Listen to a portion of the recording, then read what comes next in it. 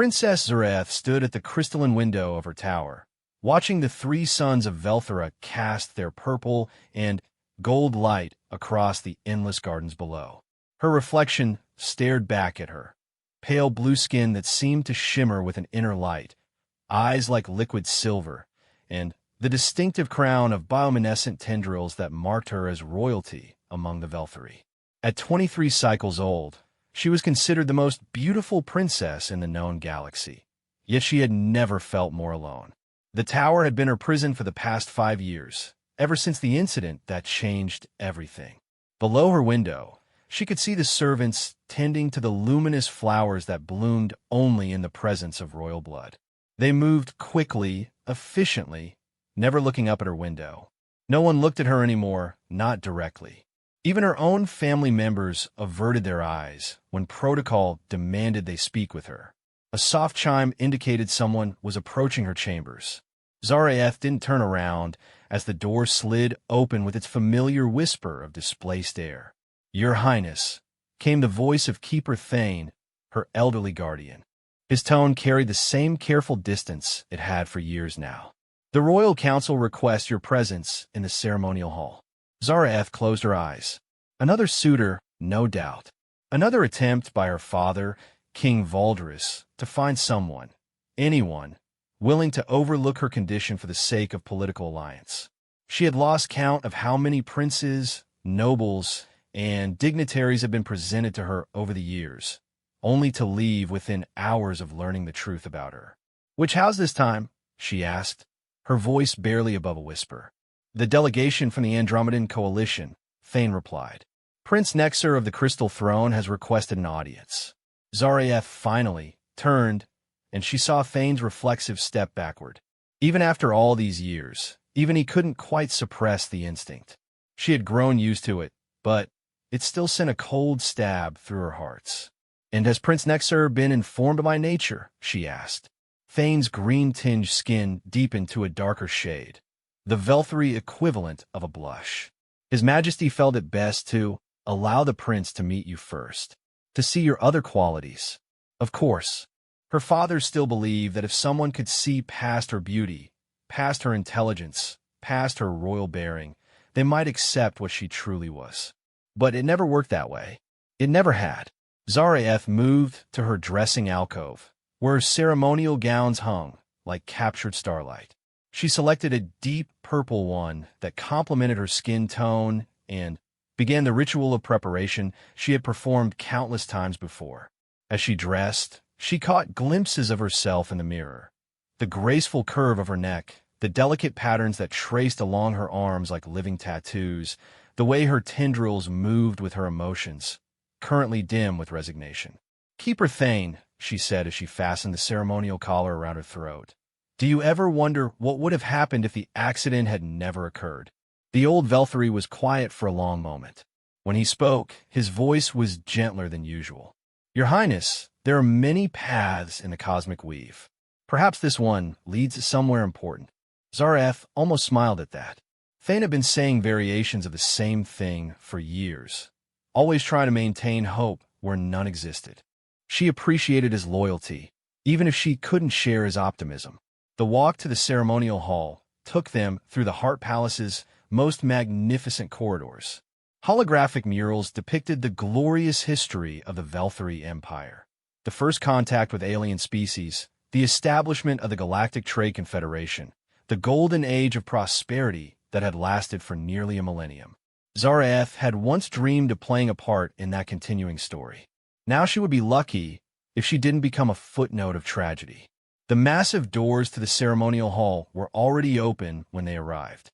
The chamber was vast enough to hold a small starship, its ceiling lost in shadows despite the warm glow of floating luminous stones. Her father sat on the throne of stars, his presence commanding even from across the enormous space. Beside him, her mother, Queen Lyrelii, maintained her perfect diplomatic posture, though Zareth could see the tension around her silver eyes. Prince Nexer stood in the center of the hall with his retinue, and Zareth had to admit he was impressive. Tall and broad-shouldered even by Andromedan standards, his crystalline skin reflected the hall's lights in prismatic patterns.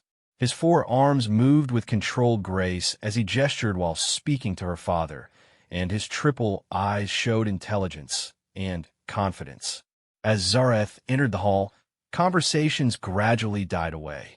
She walked with perfect royal bearing down the long approach to the throne, her slippers silent on the polished stone.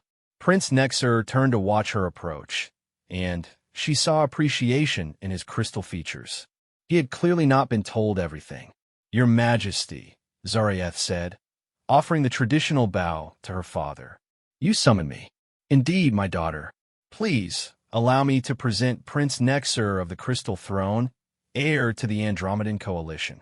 Prince Nexer stepped forward with fluid grace. "Princess Zareth, your beauty precedes you throughout the galaxy, but the reality surpasses even the most elaborate descriptions." Zareth inclined her head politely. "You honor me, Prince Nexer. I trust your journey from the Andromedan sector was pleasant." "Made worthwhile by this meeting," he replied smoothly. "I have heard much about the wisdom and accomplishments of the Velthari royal line. Perhaps we might speak privately." The moment had come, as it always did. Zareth glanced at her father, who gave an almost imperceptible nod. "Of course, Your Highness. There is a garden viewing chamber that might suit our conversation." They walked in comfortable silence to the chamber, a smaller room with transparent walls that looked out over the palace gardens. Prince Nexer seemed genuinely interested in the exotic plants visible through the walls, asking intelligent questions about their cultivation and properties.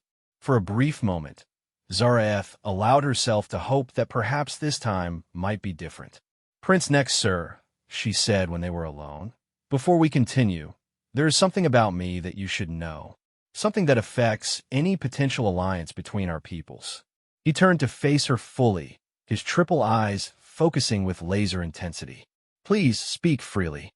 Zareth took a breath that she didn't really need, an old habit from when breathing had been necessary. 5 years ago, I was involved in an accident, a laboratory explosion at the Royal Research Facility. I was changed. Changed how? His voice remained level, professional. "I died, Prince Nexer. Completely. For nearly 10 minutes, I was clinically dead. When the medical teams revived me, I was no longer entirely Velthari." She paused, watching his face. "I no longer require food, water, or air. My body temperature is several degrees below normal. My blood has been replaced by a synthetic fluid that keeps my organs functioning. I am, by most definitions, undead." Prince Nexer was very still for a long moment. When he spoke, his voice was carefully controlled. "I see. And this condition, is it permanent?" "The royal physicians have exhausted every treatment. Magic, technology, even consulting with the ethereal healers of Sigma Draconis. Nothing can restore my original biological functions." The prince walked to the window, his reflection multiplied in the crystal facets of his skin. When he turned back, his expression was polite but distant. "Princess, you are remarkable in many ways. Your intelligence, your grace, your dedication to your people. These are admirable qualities. But you must understand that an alliance between our houses requires certain biological compatibilities. Heirs must be produced. Bloodlines must continue." Zareth nodded, keeping her expression neutral despite the familiar ache in her chest. "Of course, I understand completely. Perhaps," he said carefully, "there might be some other arrangement. A diplomatic marriage with one of your cousins, while you remain as an advisor."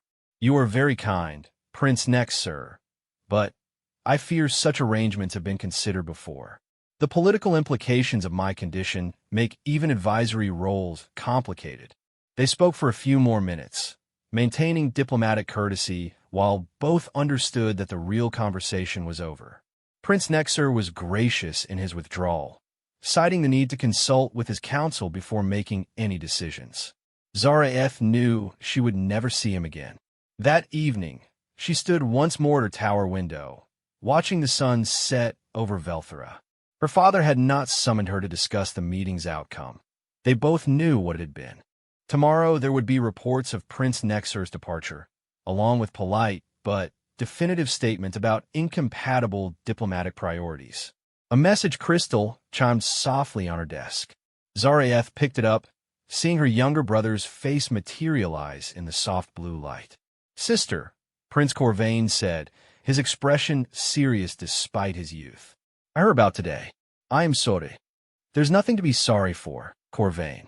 Prince Nexer was perfectly reasonable in his response. Reasonable doesn't make it right. Corvain's tendrils flared briefly with anger.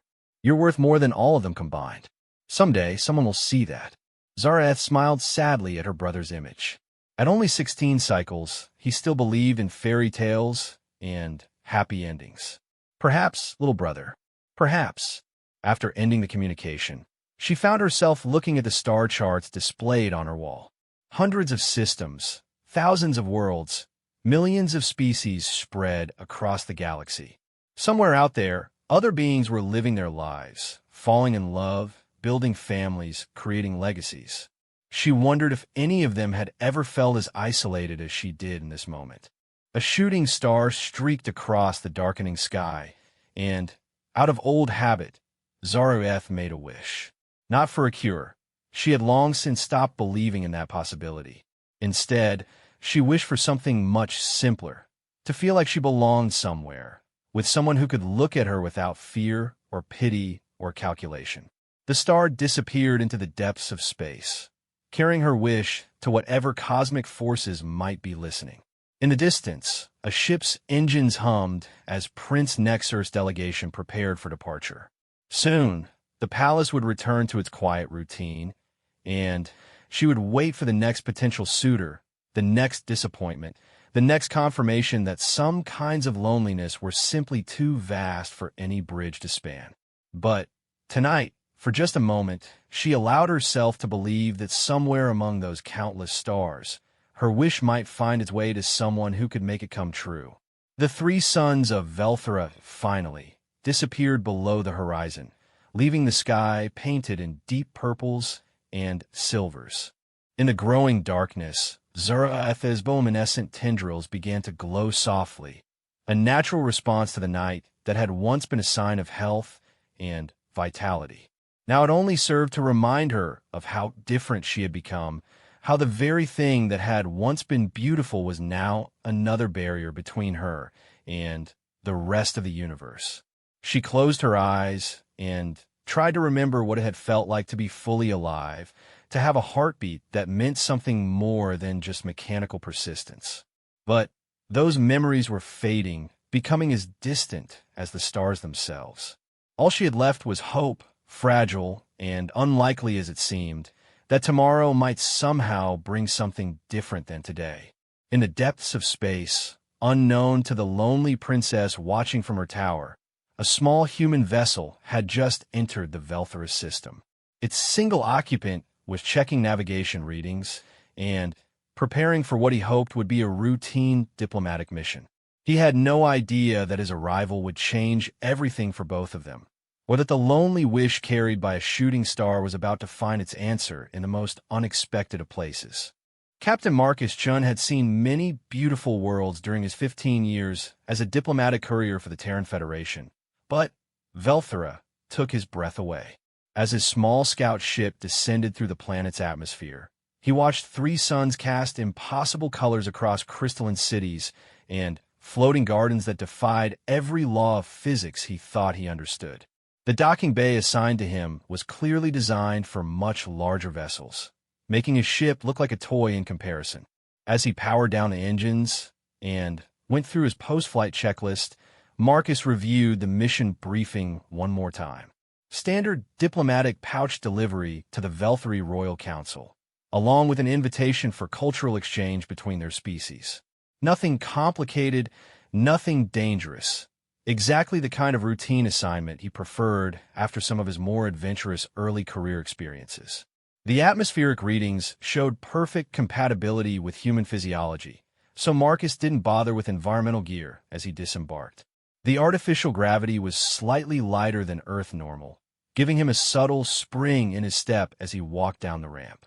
A delegation of Veltheri officials waited for him in the docking bay, their bioluminescent tendrils creating patterns that he suspected conveyed meaning beyond his understanding. The leader, an elderly male with deep blue skin and silver markings, stepped forward with fluid grace. "Captain Chun," the alien said in perfectly accented standard. "I'm Lord Chancellor Vextai. On behalf of His Majesty King Valdris, welcome to Velthera." Marcus offered the formal bow he had practiced during the journey. "Lord Chancellor, the honor is mine. I bring greetings from the Terran Federation and President Martinez." "Excellent. We have prepared quarters for you in the diplomatic wing. The formal presentation will take place tomorrow, allowing you time to rest from your journey." As they walked through the palace corridors, Marcus couldn't help staring at the architecture around him. Everything seemed to grow rather than being built, with walls that curved like living tissue and ceilings that shifted color in response to the occupants below.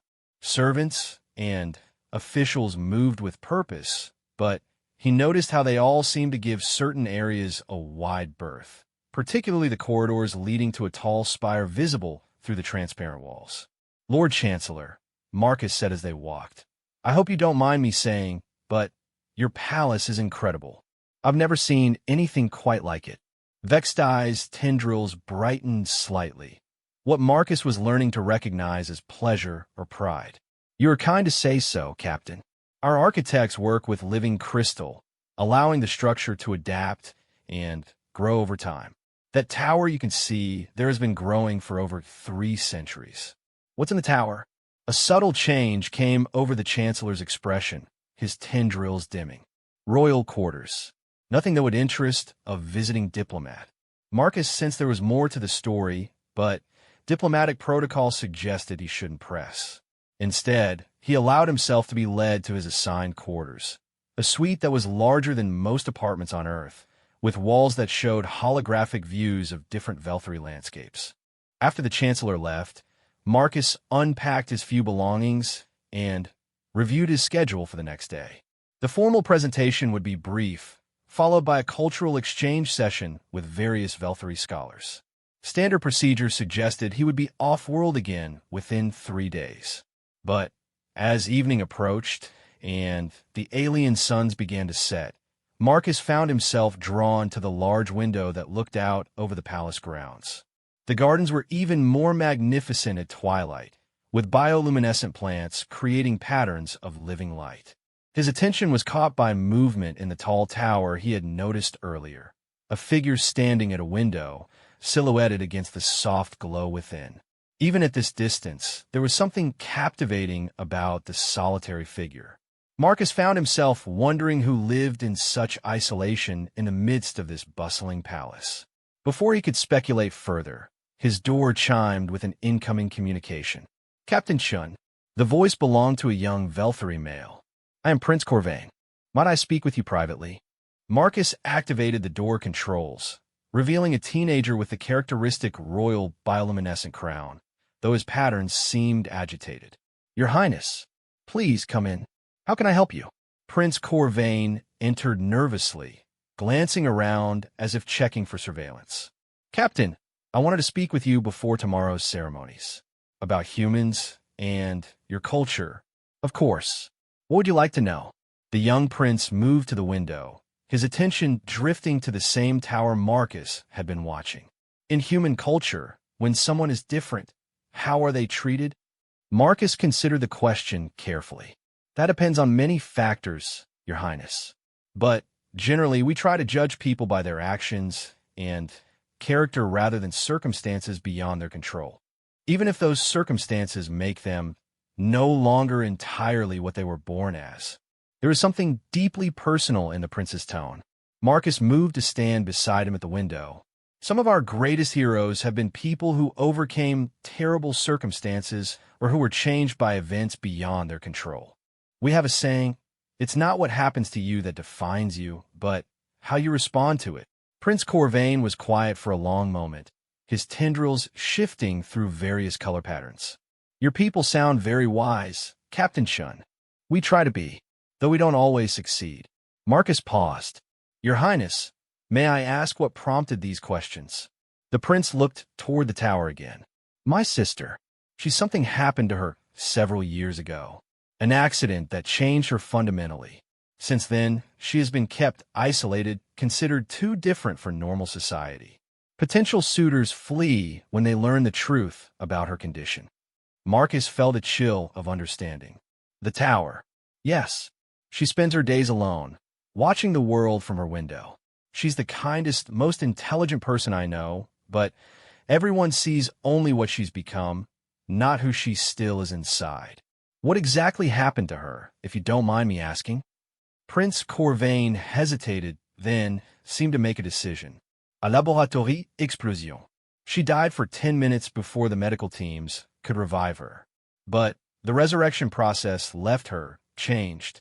She no longer needs food, water, or air. Her body temperature runs cold. By most definitions, she's undead. Marcus was quiet for several minutes, processing this information. In human culture, such a condition might be frightening or disturbing to some, but it wouldn't necessarily make someone a social outcast. And your people consider this unacceptable? Not unacceptable exactly, but incompatible with normal life. She can't produce heirs. She can't participate in many of our cultural rituals. Political alliances become impossible because other races see her as unnatural. But she's still herself, her personality, her memories, her intelligence. Completely unchanged. If anything, she's become more thoughtful, more compassionate. The experience of dying and returning has given her perspectives that others lack. Marcus found himself looking up at the tower with new eyes. Somewhere in that isolated spire was a princess dealing with loneliness and rejection simply because of an accident that had changed her biological nature. Your Highness, would it be possible for me to meet your sister? Prince Corvain's tendrils flared with surprise. You'd want to meet her? Even knowing, especially knowing. In human culture, we believe that true character is revealed in how someone handles adversity. Your sister sounds like someone worth knowing. The prince stared at him for a long moment, then smiled, the first genuinely happy expression Marcus had seen from any Velthari since his arrival. Captain Chun, I think I'm beginning to understand why the Terran Federation wanted to establish contact with us. Your people really are different. We're not perfect, Your Highness, but we try to see the person, not just their circumstances. Would you be willing to meet her informally? Not as part of the official diplomatic agenda, but as someone who might actually want to know her as a person. Marcus didn't hesitate. I would be honored. Prince Corvain's excitement was palpable, his tendrils cycling through brilliant blues and golds. Tomorrow, after your formal presentations, I can arrange for you to visit her tower. But, Captain, please don't mention this to the Chancellor or my father. They would not approve of an outsider meeting her without extensive preparation and warnings. Of course, this conversation never happened. After the prince left, Marcus found himself unable to concentrate on his mission materials. Instead, he stood at the window, looking up at the distant tower and thinking about the lonely figure he had glimpsed there. In his 15 years of diplomatic work, he had encountered dozens of alien species with customs and biology vastly different from humanity. The idea of someone being ostracized for circumstances beyond their control struck him as profoundly unfair. He found himself wondering what Princess Zaraeth was like as a person. Was she bitter about her isolation, resigned to it, or did she maintain hope that someday things might change? From what her brother had said, she sounded like someone who had faced tragedy and emerged with greater compassion rather than cynicism. The next morning brought the formal ceremony in the great throne room. Marcus presented the diplomatic pouch and invitation with appropriate ceremony, while King Valdris responded with gracious acceptance and statements about the value of interspecies cooperation. The whole affair was exactly as professional and impersonal as Marcus had expected. The cultural exchange session that followed was more interesting. Velthari scholars peppered him with questions about human society, technology, and philosophy. Marcus found himself particularly engaged with their questions about human approaches to diversity and inclusion. So humans actively seek to include those who are different? Asked Dr. Lythera, a xenobiologist with particularly elaborate tendril patterns. Generally, yes. We've learned that diversity of thought and experience makes us stronger as a species. Some of our greatest innovations have come from individuals who saw the world differently than the majority. Even those who might be considered damaged or changed from their original state. Marcus sensed deeper currents in the question, especially those individuals. We've found that overcoming challenges often gives people insights that others lack. The scholars exchanged glances, their tendrils creating what Marcus was beginning to recognize as a form of silent communication. Whatever they were discussing, it seemed significant. After the formal sessions ended, Prince Corvain appeared as if by coincidence. Captain Chun, would you be interested in a tour of the palace gardens? There are some specimens that might interest someone from your agricultural worlds. That sounds fascinating, Your Highness. The garden tour was genuinely interesting, but Marcus could sense the prince's growing excitement as they made their way closer to the base of the isolated tower. Finally, when they were well away from the main palace complex, Corvain led him to a discreet entrance hidden among flowering vines. "This leads to my sister's quarters," the prince said quietly. "She's expecting you, though she's nervous.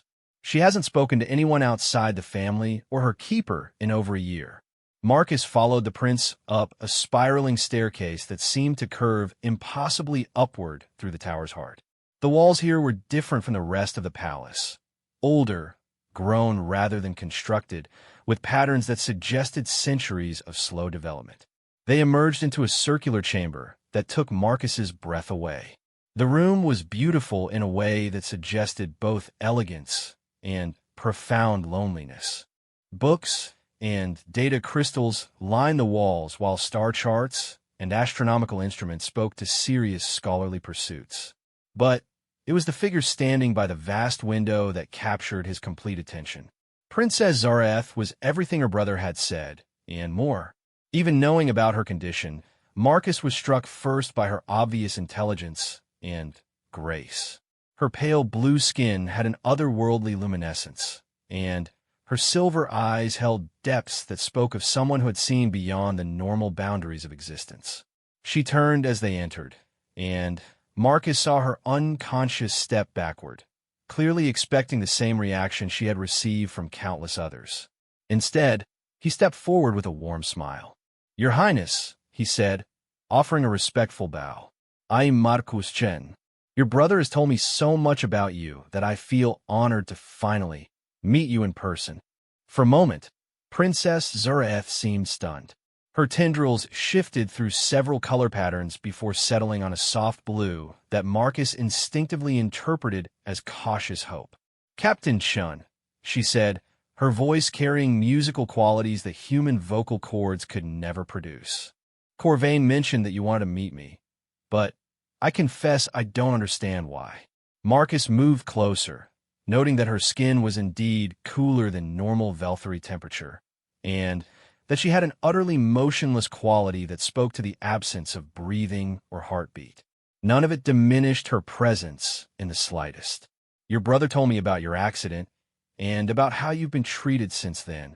Where I come from, we judge people by who they are, not what's happened to them. I wanted to meet the princess who survived death itself, and came back with greater wisdom." Zareth stared at him for a long moment, her silver eyes searching his face for signs of deception or pity. Finding neither, she gestured toward comfortable seating near the window. "Please sit. Though I should warn you, Captain, that close contact with me can be unsettling for most people. I lack many of the biological functions that others find comforting." Marcus settled into the offered chair, noting that she sat carefully across from him, close enough for conversation, but far enough to avoid accidental contact. "Your Highness, in my travels I've met silicon-based beings who communicate through controlled electrical discharges, gaseous entities who exist as conscious clouds, and machine intelligences that haven't had biological form for millennia. Your condition honestly seems quite mild by comparison." For the first time since his arrival on Velthera, Marcus saw a Velthary smile with genuine joy. Princess Zurietha's whole face transformed, and her tendrils brightened to brilliant gold. "You really mean that?" she said with wonder. "You're not just being diplomatic. I never lied to royalty, Your Highness. It's terrible for interspecies relations." She actually laughed at that, a sound like crystal bells that made Marcus understand why poets throughout the galaxy wrote about Velthary voices. In that moment, sitting in her tower room with light from 3 suns streaming through the windows, Marcus realized that Prince Corvain had been absolutely right. This was someone worth knowing, regardless of the circumstances that had brought her to this point. What he didn't yet understand was that this meeting would change both of their lives in ways neither could imagine. Marcus spent 3 hours in Princess Zurietha's tower that first afternoon, and they were the most fascinating 3 hours of his diplomatic career. What began as a courtesy call evolved into an engaging conversation about everything from comparative philosophy to stellar navigation. The princess was not only intelligent, but genuinely curious about human culture in ways that went far beyond the formal questions he had fielded from the scholars. "So humans actually choose their own life partners?" Zareth asked, leaning forward with interest. "Not based on political alliances or biological compatibility assessments?" "Most of the time, yes. We generally believe that emotional and intellectual compatibility are more important for long-term happiness than purely practical considerations." Marcus paused, noting the wistful expression that crossed her features. "Though practical concerns do play a role for some people." "That sounds wonderfully freeing," she said softly. "Among my people, especially royalty, partnerships are arranged based on genetic compatibility, political advantage, and the ability to produce healthy offspring. Personal preference is considered secondary." Marcus sensed the deeper pain behind her words. "And since your condition affects those practical considerations, I'm effectively removed from consideration entirely. No one can risk an alliance with someone who can't fulfill the basic biological requirements." She looked out the window at the gardens below. "I understand the logic, but it doesn't make the isolation any easier. Your Highness, may I ask you something personal?" She turned back to him, her silver eyes curious. "Of course. When you died and came back, did you experience anything? Any sense of what lies beyond?" Zarieth was quiet for a long moment, her tendrils shifting to deep purple. What Marcus was learning indicated serious contemplation. "That's a question no one has ever asked me. They're all so focused on what I lost that they never wonder what I might have gained." "And did you gain anything?" "Yes," she said simply. "I saw not heaven or hell as some religions describe, but a sense of connection to everything. Every star, every world, every living being, all part of a vast pattern that extends beyond what we can normally perceive. When I returned, some of that awareness remained. I can sense things now that I couldn't before." "What kind of things?" She looked at him directly, her silver eyes seeming to peer into his soul. "Emotions, for one thing. The sincerity behind words. The true nature of a person's character. It's why I knew immediately that your interest in meeting me was genuine, not curiosity or pity." Marcus felt a chill that had nothing to do with her lowered body temperature. "You can read minds?" "Not thoughts exactly, but the emotional truth behind them. When Prince Nexer was here yesterday, I could feel his revulsion despite his polite words. When my father presents potential suitors, I sense their calculation, their weighing of political benefits against personal distaste." She smiled sadly. "It makes social interaction rather challenging when you always know what people really think. But you can't sense that from me." "Oh, I can sense your emotions perfectly. That's what makes this so remarkable." Her tendrils brightened to warm gold. "You're genuinely interested in me as a person. There's no fear, no revulsion, no calculation. Just curiosity and kindness. I haven't felt that from anyone outside my immediate family in 5 years." Marcus found himself moved by her honesty. Here was someone who had been through unimaginable trauma, who faced daily rejection and isolation, yet still maintained enough hope to believe in genuine human connection. Your Highness, would you mind if I visited again tomorrow? I'm supposed to remain on Velthera for 2 more days, and I'd much rather spend time with interesting conversation than sitting in my quarters reading mission reports. The joy that lit up her features was answer enough, but she replied formally. I would be honored by your company, Captain Chun. When Marcus left the tower that evening, Prince Corvain was waiting anxiously at the base of the stairs. How did it go? Was it difficult? Your Highness, your sister is one of the most remarkable people I've ever met. If anything, her experiences have made her more interesting, not less. The young prince's relief was palpable. She seemed different when I spoke to her after you left. Happier somehow. She hasn't seemed that light in years. She's been isolated for too long with people who see her condition rather than her character. Sometimes an outside perspective helps. Marcus returned to his quarters that night with his mind full of questions and possibilities. By human standards, Princess Zurieth's condition was unusual but not particularly problematic.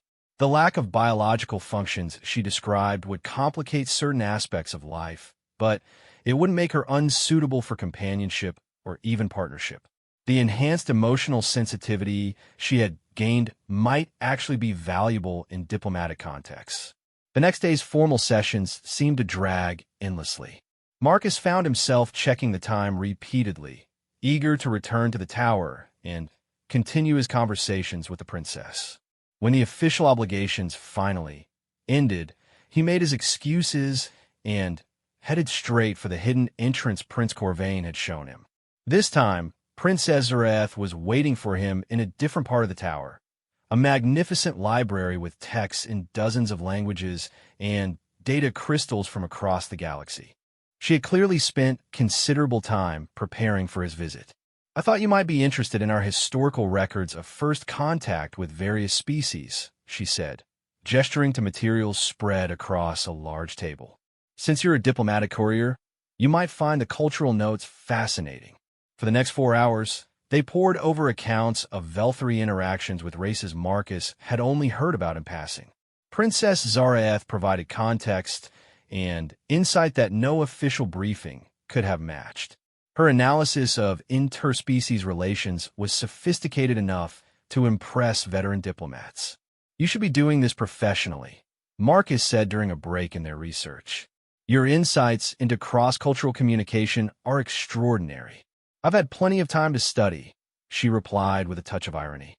When you can't participate in normal social activities, academic pursuits become very appealing.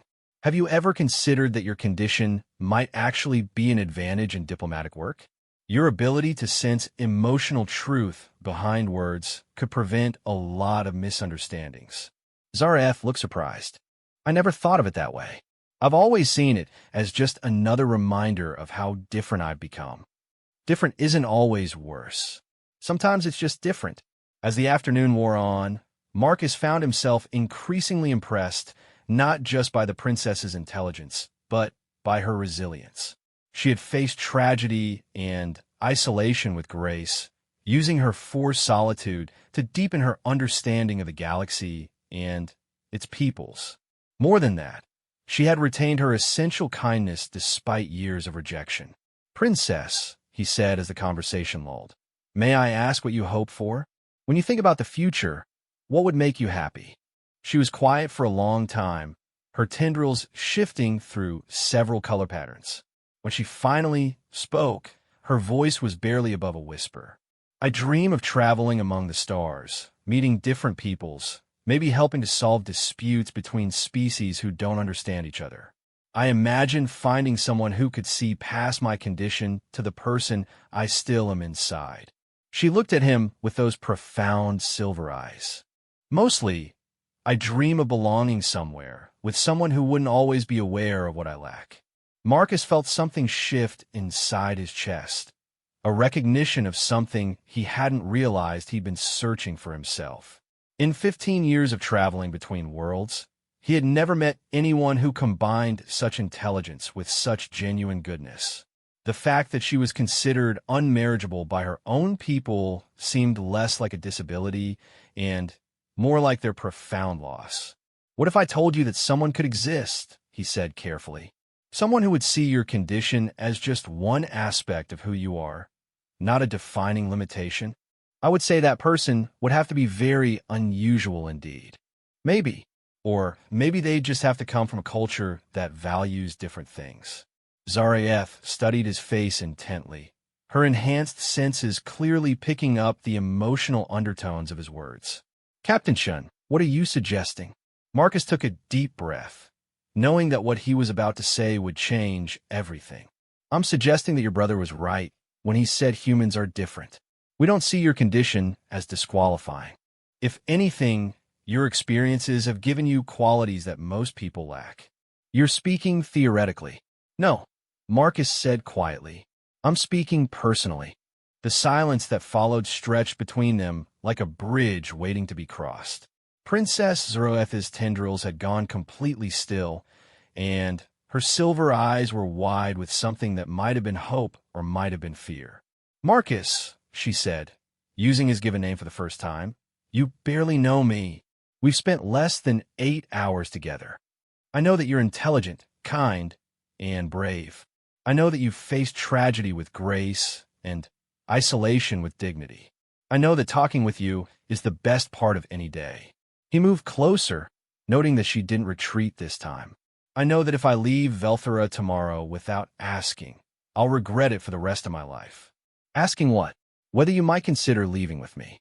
As my partner, my colleague, my companion, whatever you're comfortable with. The Terran Federation could use someone with your skills in diplomatic services, and I could use someone with your wisdom in my life. Zaraeth stared at him for a long moment, her enhanced senses no doubt confirming the sincerity of his emotions. When she spoke, her voice was thick with emotion. You would do that? Take me away from my own world, my own people, knowing that I can never give you the normal life that humans expect. Princess, I've been alone among the stars for 15 years, thinking that was the life I wanted. Meeting you has shown me something different. A partnership based on intellectual connection and emotional compatibility rather than just biological function. She stood and walked to the window, her movements carrying the fluid grace that seemed natural to all Veltheri. Marcus waited, knowing that this decision could not be rushed. There would be complications, she said finally. Political implications for both our peoples. Questions about whether this represents a genuine diplomatic alliance or a personal indulgence. There would be, Marcus agreed, but there would also be opportunities. You could be an ambassador between our species in ways that no one else could. Your insights into interspecies relations could help prevent conflicts before they start. And you would be willing to accept the restrictions that come with my condition. The fact that I can never give you children, that our physical relationship would be limited. Marcus joined her at the window, standing close enough to feel the subtle coolness that radiated from her skin. Zaraeth, I've spent my adult life believing that meaningful connection was about shared experiences and mutual understanding. Everything else is secondary. She turned to face him fully, and for the first time since he'd met her, her expression held no shadow of doubt or fear. You really mean it? You would take me as I am, condition and all. I would consider it the greatest privilege of my life. Princess Zaraeth reached out slowly, giving him every opportunity to withdraw, and touched his hand with her own. Her skin was indeed cooler than human normal, but her touch was gentle and real. Then yes, she said simply. Yes, I will come with you. The joy that flooded through Marcus at her acceptance was matched by the brilliant gold of her tendrils as they began to glow with happiness he hadn't seen before. In that moment, standing together in her tower with 3 alien suns setting beyond the window, both of them understood that they had found something neither had expected, a connection that transcended the boundaries of species, biology, and circumstance. But they also knew that the hardest part was yet to come. Convincing her father to let her leave, navigating the political implications of their partnership, and proving to 2 different civilizations that love could indeed bridge any gap. These challenges awaited them in the days ahead. For now, though, they simply stood together, hands touching, watching the stars appear in the darkening sky and making plans for a future that neither had dared to imagine just days before. The confrontation with King Valdris was every bit as difficult as Marcus had expected. When he formally requested a private audience the next morning, ostensibly to discuss extended diplomatic relations, the king received him in the small throne room reserved for sensitive matters. Lord Chancellor Vextai and several other advisors were present, their tendrils already shifting to warning colors. "Captain Shun," King Valdris said, his voice carrying the weight of centuries of royal authority. "I understand you wish to propose something beyond our current diplomatic arrangements." Marcus stood at attention in the center of the chamber, acutely aware that what he said next would determine not only his future, but Zaraeth's as well. "Your Majesty, I request permission to court Princess Zaraeth with the intention of forming a permanent partnership." The silence that followed was deafening. Several of the advisors' tendrils went completely dark, a sign of shock or distress. The Chancellor took an unconscious step backward. Only King Valdris remained motionless, though his silver eyes studied Marcus with laser intensity. "Captain," the king said finally, "I assume my daughter has informed you of her condition?" "She has, Your Majesty. It doesn't change my intentions. And you understand the implications?" The political complications of an interspecies alliance involving a member of the royal family who cannot fulfill traditional marriage obligations. Marcus had spent most of the night preparing for this exact question. "Your Majesty, I believe Princess Zaraeth's unique circumstances could actually strengthen diplomatic relations between our peoples. Her enhanced abilities and insights into interspecies relations make her invaluable as a cultural liaison. Rather than seeing her condition as a limitation, the Terran Federation would view it as a diplomatic asset." King Valdris leaned forward on his throne. "You're suggesting a political marriage disguised as personal choice?" "No, Your Majesty. I'm suggesting a personal choice that happens to have positive political implications." The king studied him for another long moment. "Captain Shun, are you prepared to accept full responsibility for my daughter's well-being? To ensure that she is treated with the respect and dignity due her station, regardless of her condition?" "I am, Your Majesty." "And if this partnership fails? If you decide that her limitations are more challenging than you anticipated? What becomes of her then?" Marcus met the king's gaze directly. "That won't happen, Your Majesty. But if it did, Princess Zaraeth would always have a place of honor within the Terran Federation, regardless of our personal relationship." Lord Chancellor Vextai stepped forward, his tendrils bright orange with agitation. "Your Majesty, this is unprecedented. We have no framework for evaluating such a request. The princess has been isolated for good reason. The reason being that no Velthari or allied species could accept her condition," King Valdris said quietly. "But perhaps it's been our limitation, not hers." Marcus sensed an opportunity. "Your Majesty, may I suggest a trial period? Allow Princess Zaraeth to accompany me to Earth for 6 months as a cultural ambassador. If the arrangement proves beneficial to both parties, we can formalize it. If not, she returns home with no obligations." The king was quiet for several minutes, his tendrils shifting through complex patterns that Marcus couldn't interpret. Finally, he spoke. "Captain Shun, my daughter has been effectively exiled within her own home for 5 years. In that time, she has studied every aspect of interspecies relations and shown remarkable insight into diplomatic complexities. Perhaps it's time to see if her theoretical knowledge can be put to practical use." "Your Majesty," the Chancellor's voice carried clear disapproval. "Vextai, we have exhausted every traditional option for Zaraeth's future. This human offers something unprecedented, acceptance without conditions." The king stood, his full height imposing even by Velthari standards. "Captain Shun, I will grant your request on 2 conditions.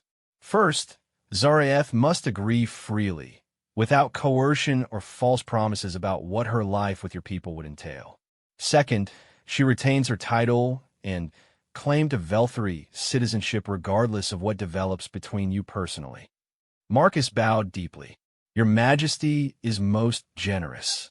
Both conditions are completely acceptable. Then, you have my permission to make your formal proposal.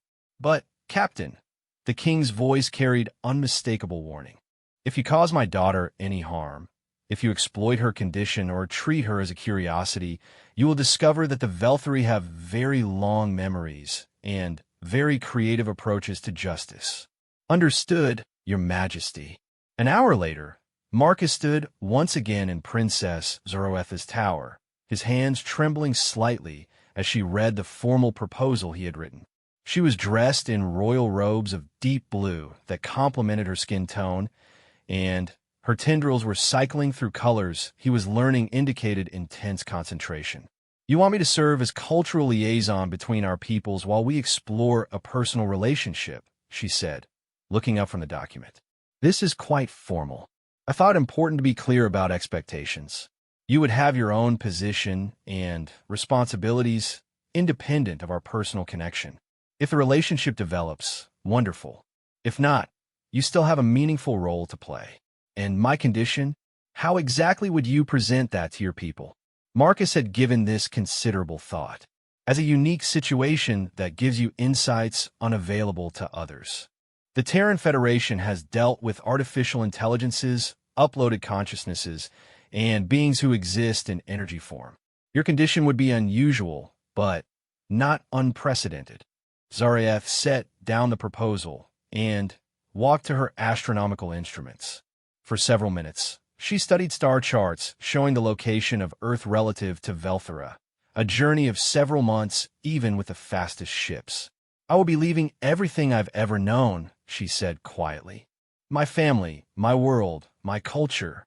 Even if our relationship works out perfectly, I could never truly go home again. That's true, Marcus acknowledged.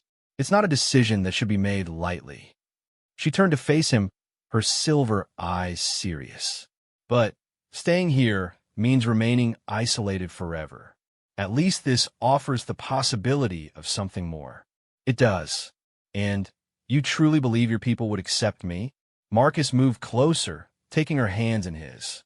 The coolness of her skin no longer seemed strange, just another aspect of who she was. Zaraeth, I've spent years working with the Federation's diplomatic corps. They judge people by their abilities and contributions, not their biology. Your insights into interspecies relations would make you invaluable. Even if our personal relationship doesn't develop as hoped, even then, though I hope it does. She smiled at that, her tendrils brightening to warm gold. So do I. Princess Zaraeth accepted his proposal that afternoon, and the next 3 weeks were a whirlwind of preparations.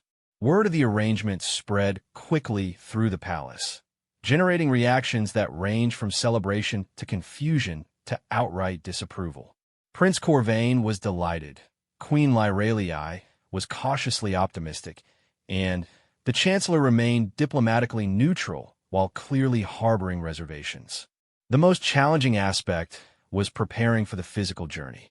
Princess Zaraeth's condition meant she didn't require life support in the traditional sense, but extended space travel in a small ship presented unique considerations. Medical supplies had to be reconfigured, environmental systems adjusted, and emergency protocols revised. Dr. Lythera, the xenobiologist who had questioned Marcus during his cultural presentation, proved unexpectedly helpful. The princess's condition is stable, she reported after extensive consultations. Extended space travel should present no additional risks beyond those faced by any traveler. More importantly, the doctor's research had revealed potential advantages to Zaraeth's condition in space environments. Her reduced biological needs meant she could survive longer in emergency situations, and her enhanced sensory abilities might prove valuable in detecting problems other travelers would miss.